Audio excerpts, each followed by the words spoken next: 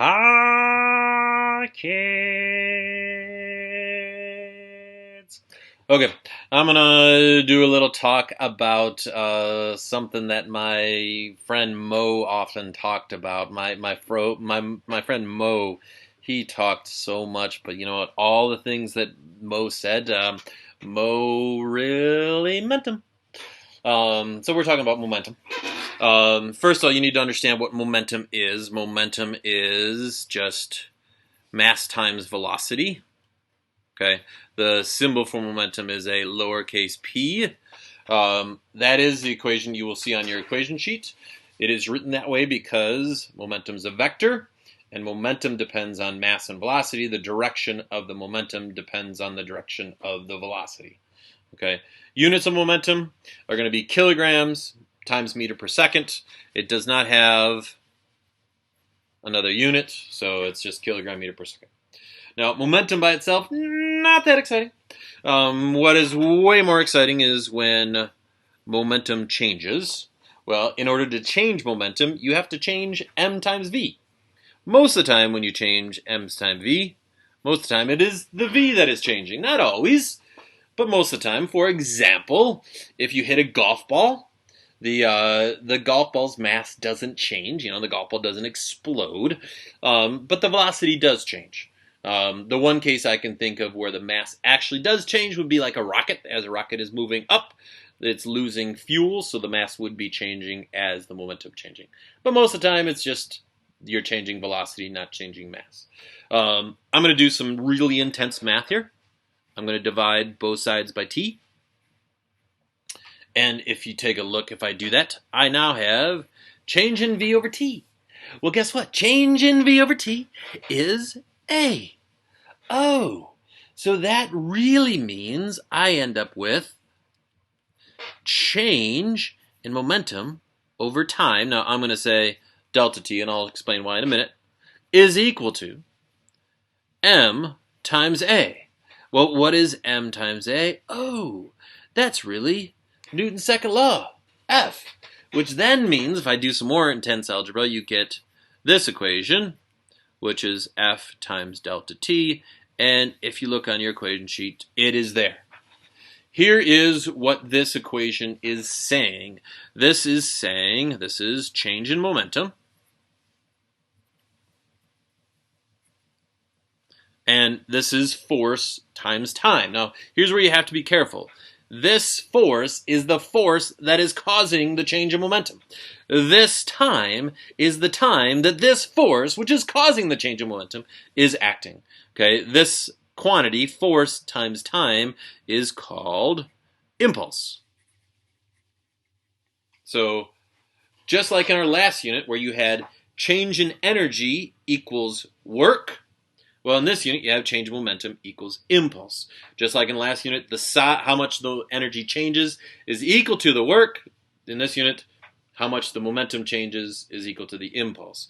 Last unit, you had force times distance equals work. This unit, you have force times time equals impulse. Okay? But again, you got to be really careful. This is the force that is causing the change in momentum. For example, if we use our golf ball example, hitting a golf ball with a club, this time, it would be that impact force we're talking about, which means that this time would be really small. It would just be the time that this force is acting, that it's actually touching the club. Perhaps, hopefully you did, but we did an egg drop. If we have an egg drop lab, so let's say some of you, when you did the egg drop, had an apparatus that looked something like that, okay? Where you had a parachute, and you had a padding, and you had your egg sitting there in the middle. And a really common misconception that people have is, oh, this parachute makes this time in this equation bigger. And the answer is, no, it doesn't. And here's why. The force that you're worried about when you're dropping your egg was this impact force. You know, if you drop an egg, it doesn't spontaneously explode in midair. So we're not worried about the force of gravity. We're worried about that impact force. Well, the parachute does not affect that impact time. So what does affect that impact time? It's this padding. The padding allows that force to happen over more time, which means the impulse is happening over more time, which means that the force hopefully is going to be less. So just be careful with your padding.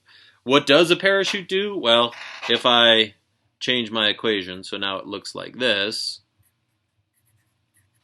okay, that the parachute actually makes your change in velocity smaller, which is a good thing because then my change in momentum is smaller, which means this whole side is smaller, which means maybe my F is going to be smaller, but again, it's still going to depend on that impact time that we're talking about. So hopefully that makes sense. Impulse, super important. Let's go back to this idea of momentum being a vector. So let's say, hey, I have a 1 kilogram ball, and my 1 kilogram ball is going to fall, and right before it hits the ground, my 1 kilogram ball, we're going to say, is moving 2 meters per second. Okay? And then in this case, this ball is going to bounce off the ground and end up going 1 meter per second. Okay?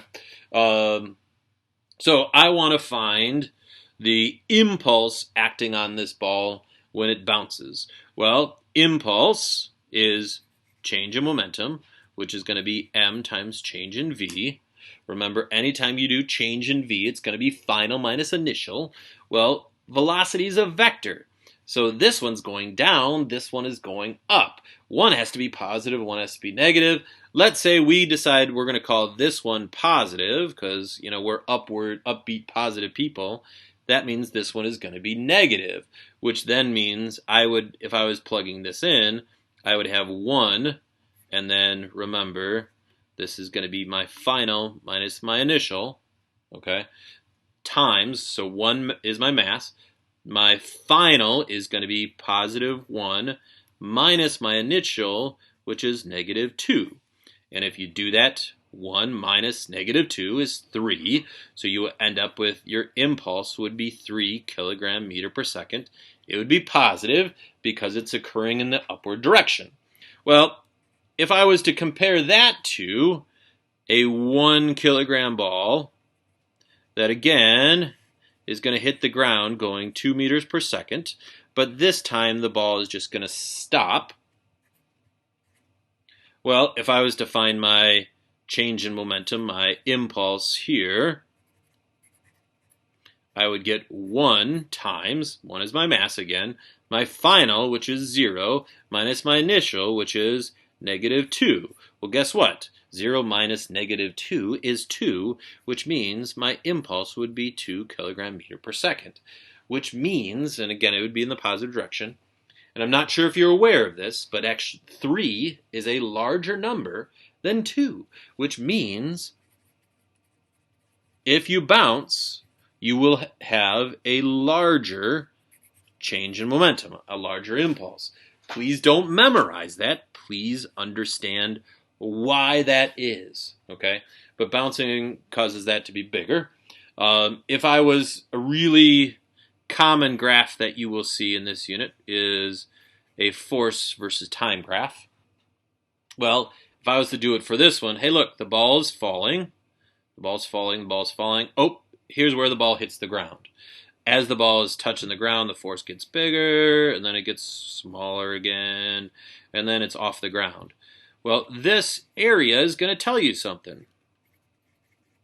Okay, it's force times time. You know, it would be a triangle, but still that area would be force times time, which is going to tell you the impulse, which in this case, for this ball, that is what my area would be. It would be 3 kilogram meter per second, or if you like, 3 Newton times second, same difference.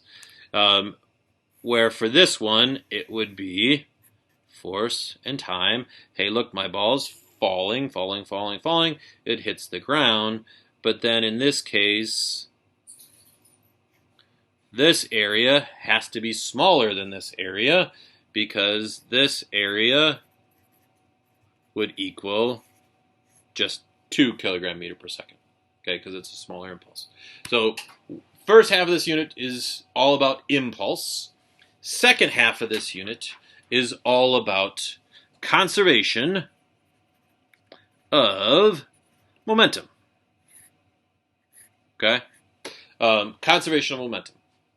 That just like when we did conservation of energy stated the total energy for a system stays the same unless work is done to the system. Well, conservation of momentum states the total momentum for a system stays the same unless an impulse acts on the system.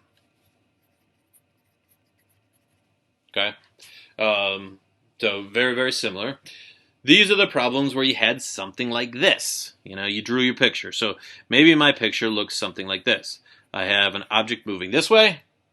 It runs into an object moving the opposite way.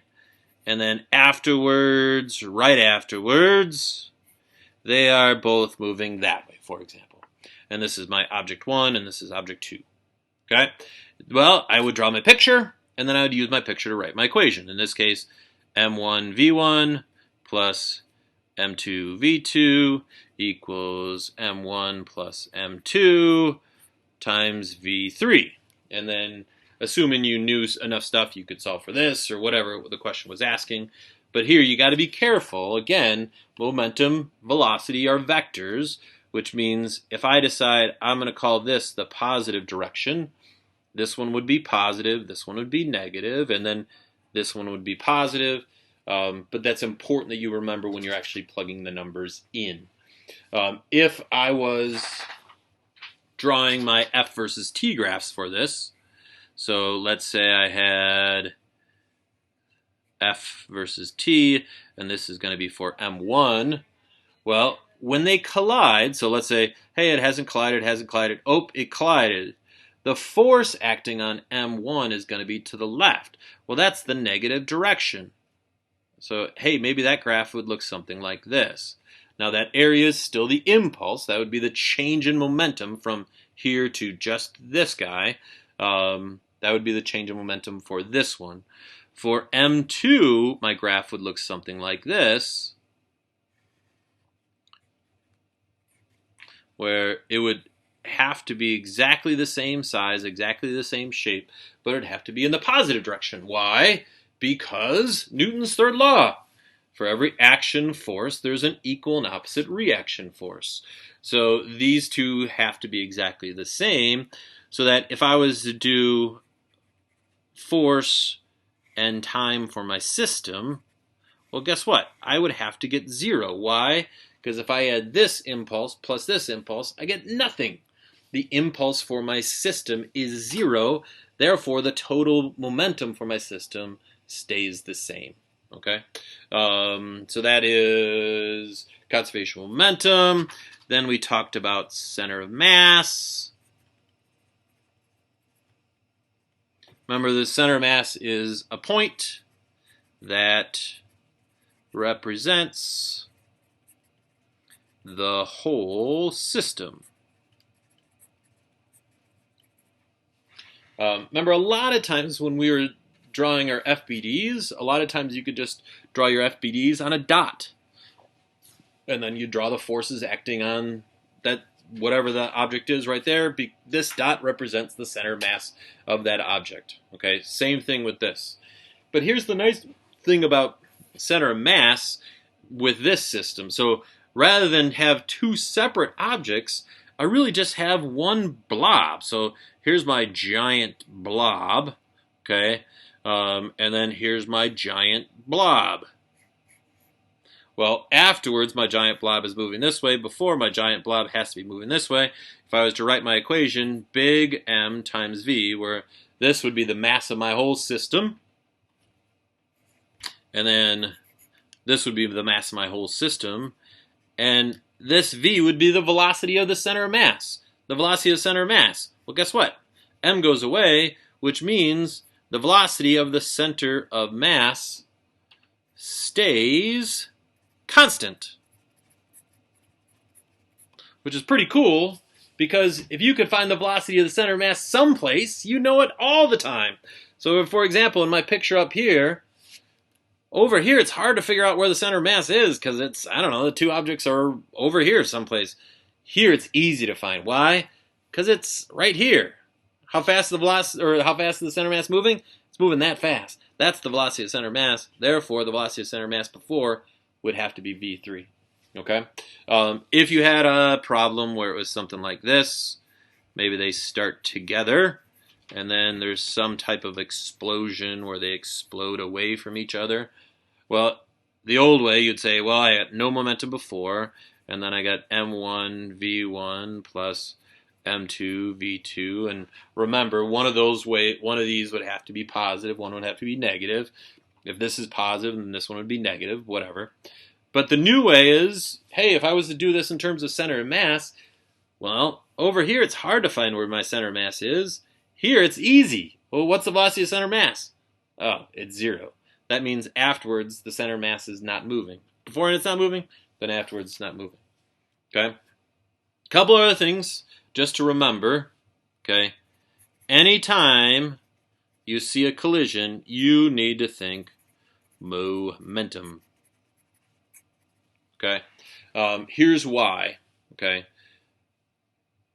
Momentum is always conserved as long as there's no impulse acting on your system. Well, if you set up a good collision, and if this is important if you have an experimental design, you want to find the total momentum right before and right after, and we talked about that, because then even if there is an outside force, it doesn't have time to act on your system. So that is always going to be true, and the total momentum is going to be the same.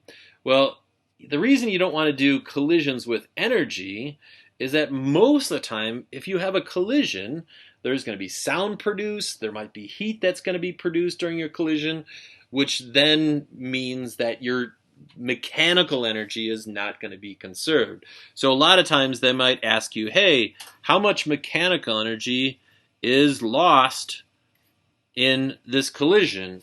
And to do that, okay, you would have to find your kinetic energy before, find your kinetic energy before, find your kinetic energy after. Well, this kinetic plus this kinetic is going to be greater than this kinetic. Why? Because in a collision there's going to be some heat and sound produced, and that would be your lost mechanical energy. Remember, if mechanical energy is lost, then it's an inelastic collision. But please be careful. Inelastic doesn't mean they stick. You could have a collision where they bounce, and it's an inelastic collision because not the mechanical energy is not conserved. If you have an elastic collision, that means that mechanical energy stays the same. Okay? Most macroscopic collisions are going to be inelastic. Okay? Pretty much all macroscopic collisions are going to be inelastic. There are going to be some microscopic collisions, like maybe molecules colliding with one another, that you could have as an elastic collision. But that's the last piece to just remember. I hope that helps. That was momentum in 18 and a half minutes. Bye, kids!